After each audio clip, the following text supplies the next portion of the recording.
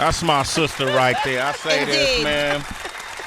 I really appreciate this powerful human being, this person, as I watch her persevere through trials and tribulations in her personal life as well as her public life. You know, I have a close place in my heart for people who put their lives on the line to help the lives of others. I'm born and raised in Oakland, California. I come through from a family of people who marched. Yeah, You know, people who are integrated in the community and doing things to uplift. That's the kind of rearing I had. So that comes natural for me. So when I see somebody in that light, right, and exercise in that light, as you have over the years, I have nothing but honorable feelings for you. You know, you aren't perfect. None of us are. That's right. That's why I'm glad you said that. Yes, you are not perfect. None of us are. But I even love your imperfections because you still pick up, get up, and you keep moving. And when I read through your book, I Live to Tell the Story, a memoir of love, legacy, and resilience, I had no idea who this person is. But it makes sense to me. Yeah. You know, I've seen you stand up to naysayers. I've seen your life threatened because you were fighting for equality. You were fighting for our community. I watched you guys march. I seen you stand up for figures, public figures, and people sit at home and complain about how you do stuff. I've seen you endure backlash for trying to work for the people, for the community. That ain't easy. So some of the things I read in this book, I understand what they're rooted in, and I appreciate your honesty because it's a hard job to have what you do. So I want to welcome Tamika Mallory back to the show. Tamika Mallory. So much. Man, she a My G. brother. You a G. Thank you. No, man, I just, when there was a time you was receiving some backlash for something, I just, for the love of mankind. Yeah, well, that happens here and there and there and here. But I want to say, first of all, thank you to both you and Tracy, for being supportive. And, you particularly have not just been supportive in words, but you've sent your money, put your resources behind us. I've even heard that you defended us in some rooms, when you hear people saying things that they don't even know us, but they just seem to have so many opinions and so much judgment. Yes. And so the partnership and what we share as brother and sister is really important to me. It's really special, and it feels like home when you walk up in this studio, right? If Heather was here, we'll have a plate for you. Heather ain't here today, but, But we have warmth, we have care. I hope Heather gets well soon. Well, she'll get well. No, thank you for that. Yes. And I mentioned my upbringing. Coming up in Oakland, you were affiliated, brother, or adjacent to the movement, whether you wanted to be or not. And so were my parents, and so were your parents. Absolutely. Talk about your upbringing. I've been telling folks that my parents are super black. They still super black. They wear dashiki sweatsuits. Black. Damn, they still make those? They still have the ones that they had from when they were young. But on the serious side, my parents have been, like, Black History Month for us is 365 days of the year. We, in our home, there's statues, there's art. Wow. There is black art that comes from all over the world. So they raised me in the movement. They raised me understanding who I am, and not just who I am, but my responsibility, not to just become successful for myself, but to ensure that at every step of the way, I am raising my voice and opening doors for other people. And so, this wasn't something that I learned in a textbook. I learned it through lived experience, for sure. What if was it what you wanted to do? Did you feel no. like, okay, that's what I was going to say. I wanted to be married to a drug dealer. That was your dream? No, yeah, that was it. Right? I wanted to be married to a drug dealer. I was watching Belly and New Jack City and all of that. I wanted the Pele Pele jacket with the big bamboo earrings. Wow. I used to get 5411s. I did that. You know what I'm saying? I had those because they were like, all right, we got to get that. But for the most part, those people were like, you can wear these penny loafers, okay? And and you're going to put this skirt down to your knees. We're not going outside, being what I wanted to be. Because I lived in the projects, and I think that's one of the contradictions that a lot of parents have to deal with their kids, that they're growing up in a particular environment, and you are going to be influenced by your environment. Yep. Most parents are just doing the best they could. So I was raised in a housing projects in Harlem called Manhattanville. So that was culture. It was we was outside, and 125th Street was down the street, and Grant Projects was across the street. They were much wilder over there than we were. Manhattanville was like almost condo-ish. Okay. But still, I walked through my community and I saw young people who had maybe parents that weren't even home. They were just doing whatever they wanted to do, many of them. So I envied that, because I was like, damn, like I always got to go to a rally, got to go to church. They're dragging me to stuff where I got to listen to people talk. Folks got, these, you talking about bamboo earrings. They had wooden earrings, like, Wow. the black fist and all of that. And I was like, this is horrible. I felt like I was in prison. But I thank God that my parents did that. They fought me to help me. They struggled with me to put me in the position that I'm in today. And I'm just so glad that if I was like in there in my mother's stomach and I knew that this was going to be the experience, perhaps I wouldn't have given them so many problems along the way. I'd have been a little easier. So I was a handful, as you can find in this book. Yes. All right, Tamika Mallory is here, best-selling author, social activist, social justice leader, award-winning, movement strategist. All the things. All the things. You got a lot of these things that you talk about in this book that I did not have any idea of. You talk about love, legacy, and resilience. When did you first fall in love? Who was it with? Oh, man, falling in love, Jesus. I mean, I don't know. I think that I fell in love with my child when he was born. Okay. That's probably when I first knew what it felt like not to have the parental love for my parents, but like loving somebody else and knowing that I had to get my shit together so that I could take care of him properly, because as I said, I was a disaster up until that point. But when my son was born, I changed a lot. I was raised in an environment where you didn't even put your kids' clothes in the washing machine at a baby. Newborn babies, you had to wash it by hand. So I didn't even know that putting it in the washing machine was a thing. I just was raised a certain way. And I started out as a parent trying to do that and trying to do it the right way. So I would say my son was my first real love. And to some degree, I think I loved his father. Okay. Very much so. That was my guy. Yeah. We grew up together. But there was a lot of pain in that relationship because of things that he went through in his life. We had the same type of family in terms of my mother and father and his grandparents, both married, long time, living in the same building in Co-op City. Oh, wow. And so I got to see in both homes the family, same thing, same values, same frying chicken, the whole thing. Eating at the table, taking care of all the kids. Grandparents in that house were stable individuals. But his mother and father were perpetual drug abusers. Okay. They never got the help that now we hear about, this is a public health crisis and we're going to help people. No, they sent them to prison. And they never got the help that they needed to deal with whatever their mental health issues were. And so his mom ended up passing away. His father, my son's grandfather, is still alive, great man, and has overcome his challenges. But the problem with Jason and I was that I really didn't know what that looked like. And so I got involved with a man who was dealing with extreme trauma. Yeah. And therefore it made him at times abusive to me and to himself. And I was abusive right on back. So let's not perfect. Yeah. I used to set it off and start the What mess. does that mean, though, set it off? Like, paint that picture. Just, Give me an example. I mean, I was definitely a hitter. So, and some of it was that I was worried about him hitting me first.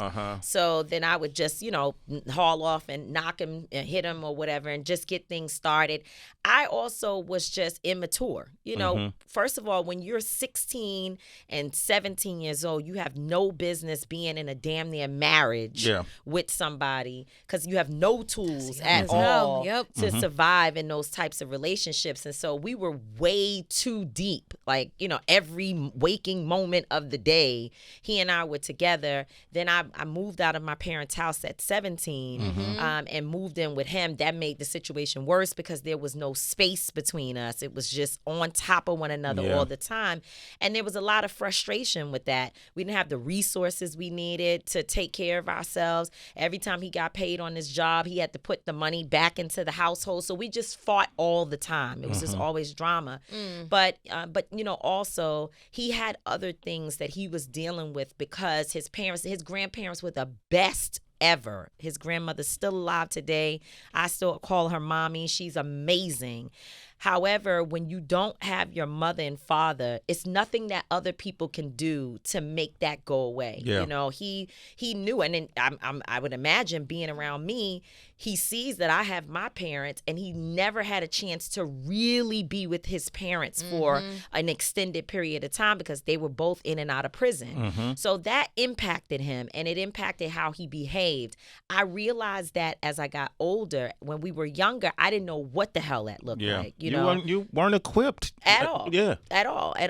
And so he reacted a certain way. He probably needed he definitely needed serious therapy to help him with his issues. He did not have that. And so, things it was tough. But I truly, truly did love him. Yeah. He was my guy. For sure. And then his life was taken. And then he was murdered. My son's father was, Jason, I don't know how old he was, but I know it's been 22 or 23 years now. Yeah. Where he was hanging out with these two guys because he also, since he didn't want to follow his grandparents' rules, he suffered with homelessness. He bounced from home to home trying to figure out his way. And there were two guys that he got involved with, and they were in Pennsylvania. They were selling weed. And so I guess he left for the weekend or whatever. They all left, and they came to New York City for the weekend.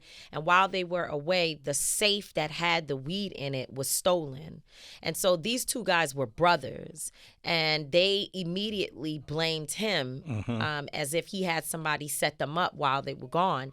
So they beat him for a full day from light out to night. They had him in the house. They beat him. All of this came out in court later on. He was tortured for the whole day. They had other people come over to the house to keep him from getting out because Jason was a big guy and he could fight. So they had to subdue him basically. And then in the end of the day, when he maintained that he didn't have the drugs, they said, well, okay, we're going to take you to the hospital because they beat him with a hammer. Like he really suffered. The photos that came out in court, there was blood splattered around the house, everywhere. Just terrible scene. And so at the end of the day, they promised to take him to the hospital once it got dark. But instead, they took him to a field, like an embankment, and they shot him twice and threw him over. And he got caught on a branch. Several days later, about a week later, a woman was walking her dog, and the dog started barking, and she looked over to see what was going on, and she could see his shoe, like he was hanging off of the branch. And that's where he was for over a week. So by the time he was discovered, his body was completely decomposed. We never got a chance to see him. The only thing that he had on him that we were able to identify was this happened in April. My son's birthday is March 26th. He had just gotten a tattoo on his neck for my son's second birthday of my son's name. Wow. And that's what they show. That's the only picture that they were able to show us of him.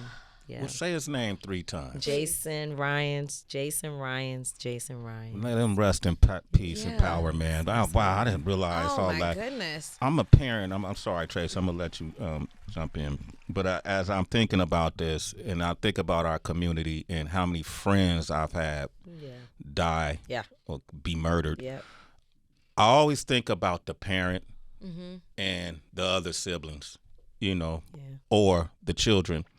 How did you break this news? And this could be helpful for a lot of people in our community. Absolutely. That there's always mothers and fathers losing their kids or kids losing their parents. Yep. Yeah. How did you break this to your son? So, he is very close to his other family. Okay. And to our family, we're all one family. And I think that, and I'm glad you said that, because I'm sure as they listen to this, it hurts. Like, as I'm sitting here, I'm just thinking, damn, that's a story, man. Yeah. Wow. I want to also just make sure to say, not only did I love Jason, I know he loved me. Okay. And he loved both of his sons very, very much. He was a good dude. He was. And so, I don't really know, because I never, by the time my son is old enough for us to have these conversations, now I'm in my career, which I also talk about in this book, how in some ways it really was a strain on the relationship with my child because I was gone a lot. So I don't remember ever sitting down with the details with him first. I believe it was his aunt, Chantel, who's like a little sister to me. She was Jason's baby sister. And so she became, that's my girl still right now. And I think she was the person who told him many of the details of what happened with his father. The other part is that this was public. It's all in the news. In fact, when you talk about the death threats and things that, have happened to me, one of the worst things that ever happened was someone sent me a picture of Jason in the body bag and said, you're going to be just like your baby father. Oh, my God. So that was like a horrible thing. So that, and to me, that probably is law enforcement, right? Because how do you get those pictures, right? Yeah. But so, this is public information because there was a real trial. It went on for a while. And in fact, every year for a long time, we would have an opportunity as a family to write into the courts about, whether they should release these guys or not or what have you. I dropped off of that process a long time ago because as I have come into my own, I understand the challenges on both sides of the gun, and so I don't believe that having people locked away forever is the key. But my son used to write a letter along with his family, however he felt. They helped him to do all of that. So that's where he got a lot of information from. And then as he got older, he was able to Google because you could just research Jason's story for and better there's and for the information. worse. Yep. And so then we had a conversation, and but I try to focus on, because I noticed that he's always wanted to know who was Jason? Like, what does he look like, feel like? So that was more so what I would talk to him about. Yeah. I like that approach too, because that humanizes his father who isn't there in the physical, right? Right. Very important. Yeah. Tamika, many of us grew up in households, and I'm speaking specifically about Black folks, where the rule, whether unspoken or hella vocalized, was what happens in this house stays in this house, right? You do not have any permission slip signed to express pain that may come at the hands of your parents or confusion with family dynamics. Right. It's almost like we're overprotected, but then there's fine print to that. Oh, yeah. Right? Because that can further, intensify the trauma, etc. But from hearing you share about Jason, the ability to express this publicly to us, and even I was telling you when you walked in, the generosity of the life experiences and the anecdotes that you shared in this book. Have you always been this open? Was this something that you had to kind of teach yourself? Yeah. Well, I'll say this. My family, they're not really, they're very private and very proud people. However, they have no problem telling you what's going on, especially if they think that it's going to help somebody else. My mom, especially, honey, she'll tell you in a minute. Oh, let me tell you what I've been through. Let me tell you about the situations that happened in my life. I have a lot of girlfriends who they come to me and they're like, yo, I was talking to your mom. I'm like, you talked to my mom? How? When did you talk to my mom? But she will sit down with anybody and help to prepare them. And my father also, they're leaders. My parents they're community leaders. So they know that their experiences coming from the South, humble beginnings, working their way up, finding one another, working their way up and being able to sustain now this legacy that they've built. They know that there's power in that story. But the trauma, yes, it's hard. I had a conversation with Jason's family and with my family prior to finishing the book. As I was going through the book, there were parts where it got to be so difficult even for me. And the young woman, Audrey, who helped me to write, she would even break down and be like, wow, this is a lot for today. We just had to stop. It just was a lot. And so at one point, I tell a story about a moment where I was in an apartment. I thought I was like hanging out with a guy friend. He asked me to go home with him to his apartment. We were going to watch movies and stuff. Like that happened all the time. It was, the 90s. That's what you did. And when I got to his apartment, there was several boys in the house, and he had a pit bull. Before that, my sister was. She was bit by a pit bull, so I have always had a phobia or whatever, a fear of dogs. So when I saw this pit bull, I was already nervous, but I went on in the room and we were kind of hanging out, and these 4 boys obviously made up their mind that they were going to run a train on me. And so they came in and out of the room for I don't know how long it was, but it felt like all day, where they kept each one coming in and out trying to talk me into taking off my clothes and, and all of the things. And I didn't want to do it. And I kept saying, no, no, no. And then it started to get more aggressive. And then all of a sudden, a woman's voice is in the house. And she opens the door and looks at me and says to her son, who she never looks at, she just looks at me and says, what are you doing? What is this little girl doing in my house? Get this girl out of here. But she's looking at me the whole time.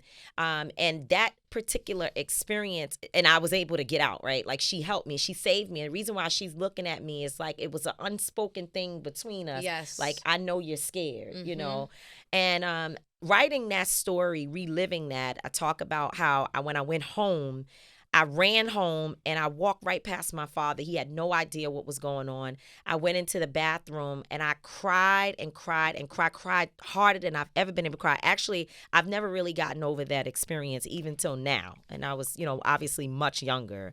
And I knew when he read it, my dad, that this was going to hurt him a lot. Just to know that had happened to me, that I never, ever, ever told anybody about it. And so I called him and my father and mother and my sister and everybody, and I said, listen, this book is not going to be easy to get through. It's going to be really hard, and it's a lot of stuff that I'm talking about in here that you all don't know about. And I know my mother probably said I could whoop your ass right now. Right now, I could get a switch on you right now. But my father hasn't said anything to me about it, but he did tell my sister that it was tough to read all of this. And then with Jason's family, it was similar. And in fact, his sister, Chantel, she had a little bit of anxiety, like, damn, because she know the story. She was there when we was throwing down. She like, oh boy, you gonna, tell all of these things. You gonna tell that? And you gonna talk about, his death, which I don't think they've ever really been able to get over. It was horrific, And so I did inform them of what was gonna happen, but nothing prepares you for when you actually have the book in your hands and you're reading the words. Of course. You've done an awesome job with this book. Thank you. Thank you. Thank you so much. Gosh, we could go on and on. Yeah. Right? I'm curious. You got the epilogue in the book is titled "You Can't Break My Soul." Right? Let's talk about what that means to you. And I think what it means to you is applicable to what we've been seeing in this country. Absolutely. And for years, especially when it pertains to how the treatment of Black women. Absolutely. Yes, right? You know it. So can you speak to that epilogue? Yeah. So you know what I've been through. I mean, obviously, there have been many periods of judgment and persecution, if you will. But the Women's March was probably the moment where I suffered the most. And, when you are trying to work with, especially working with white women who haven't done the work. Many of those white women, they just jumped up and was like, we got to march, because when Donald Trump became president the first time, they were just horrified. They had voted for Hillary Clinton. Most of them, of the women that I worked with, they had voted for Hillary Clinton, but they had not done the work of asking their mother and their grandmother and their sister, who are you voting for? Exactly. And they forgot that part, right? And they were just so shocked that there was all of this racism and sexism and all of that. You know, they didn't know anything about it. And the problem with that is, as a Black woman, when you integrate into those types of spaces, you are automatically going to deal with that these individuals, while they may be in the cause for a particular goal that we share, they still don't know that their white tears can harm you dangerously, right? Everybody's so hurt. Anything you say, you're walking on eggshells. And the world is going to believe them whether they're telling the truth about their experiences or not. Exceptional branding. I mean, no matter what, even if it's it's unintentional lying. Like, right? Like they just, she hurt my feelings. And it may be that I was just telling the truth. Yeah. They're going to make that a thing, and the world is going to side with them. So that happened every day, 10 times a day, right? And it ended up being so bad that I think when people outside of our bubble of the Women's March got a chance to see, I know where there may be tension and points that they won't be able to work together. They won't get through this together. So we're going to amplify the differences and the problems, and we'll watch it all crumble. But it didn't just crumble. It crumbled on the backs of women of color in the organization. Yes. And I, as a Black woman, suffered extremely to the point of me, I started taking Xanax at first, trying to sleep and rest. And next thing you know, I was on Percocets, and then it became an addiction. I was taking 20 to 30 pills a day. Damn. And I had to go to rehab. So much love to my brother, Jason Williams, the NBA All-Star. As we know, he suffered with his own challenges, and now he is deeply immersed in the healing space. And when I found that out about him, I called him, and I'm like, Jason, my friend needs some help. He let me make that call about 3 times. We talked about my friend. And finally, Jason's like, man, stop. I don't have time to waste. I know the issues. I get it. You need some help. Let's get it together before something happens to you that you can't take back, And I took that from him. I understand, because what he went through was something that he can't take back, the issues that he dealt with. So he helped me. Rachel Nordlinger, who my homegirl, she took me to rehab, dropped me off. I was crying. And they had a dog in the rehab. And I was like, damn. Like, man, I'm traumatized. Right? I got to stay in one area in here. That dog didn't pay me attention at all the whole time. He's like, you don't like me. I don't care. I don't like you. You don't like me. That dog need a rehab Do your thing. Yeah, we're not here for that reason. And so, I got through that. But that's what I mean by you won't break my soul, because I knew I was going to die, right? Like 20, 30 pills, you got to, it's only a matter of time. You're not saying it. Like, I would never tell anybody I was suicidal. Right. Yeah. But if you slip out in the middle of the night, hey, it's cool. Whatever God says. That's kind of how I saw it. And after, getting myself together, getting back on my feet, because you have to imagine that I went down to nothing. I had no speaking engagements. They had labeled me a hater of everybody. I was everything you could think of. People didn't like me, okay? And the media was saying that I was done. I was, controversial in a very, very bad way. I was mislabeled. And even people, Black folks who I worked with and thought that they would defend me and stand with me, they ran away from me. Yeah. People stopped inviting me to things. People stopped, I wasn't on the list anymore for all the stuff. So I don't care what you say. Some people will say, oh, damn those lists and damn all of that.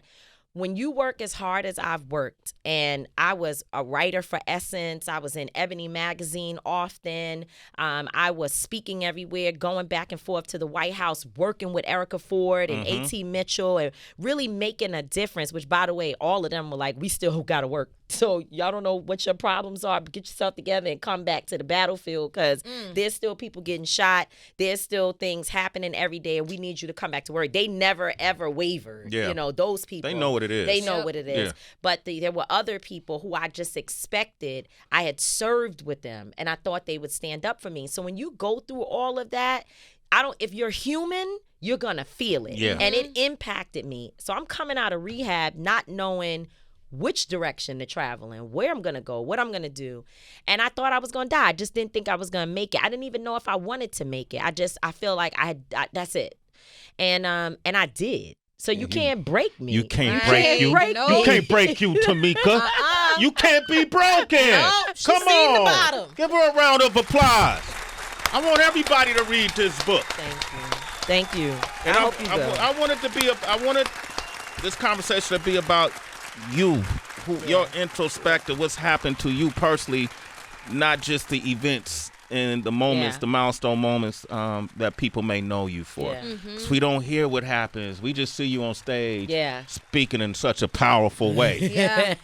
But we don't know what's going on behind the you. scenes. Yeah, I talk about in the book too, like, you know, my makeup stayed done. My grandmother always used to say, whatever you're going through, put some lipstick on and go out there and, you know, keep it stepping. And so I did that. But a lot of times the lipstick, the makeup, the clothes was covering a lot of pain. Yeah. And, you know, and so I'm glad I got to free myself. The day of my release was the same day that Nelson Mandela was released from 27 years of captivity. And we didn't know it.